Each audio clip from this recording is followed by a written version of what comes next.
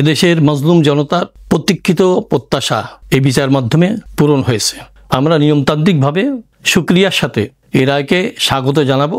আমরা আশা করি ন্যায় বিচার প্রতিষ্ঠায় আদালত আপন গতিতে চলবে। ন্যায় বিচার এটা মানব অধিকার, আর এই ন্যায় বিচারের মাধ্যমে আমরা মনে করি মানবাধিকার প্রতিষ্ঠিত হয়েছে। এই বিচারের মাধ্যমে আশা করি দেশে স্থিতিশীলতা আসবে এবং যারা ফ্যাসিবাদ কায়েম করতে চায় তাদের জন্য একটা স্পষ্ট বার্তা হয়ে থাকবে। এদেশের মজলুম জনতার প্রতীক্ষিত প্রত্যাশা এই বিচার মাধ্যমে পূরণ হয়েছে। আশা করি আগামীতে মাজলুম জনতার সাথে জুলুমের আচরণ কেউ করতে সাহস পাবে না।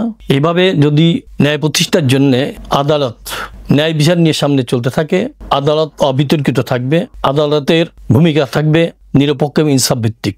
সেই সাথে আমাদের পরামর্শ এই রায়কে কেন্দ্র করে প্রতিক্রিয়া দেখাতে কোনো নৈরাজ্য তৈরি না হয়, দেশের সম্পদ নষ্ট না হয়।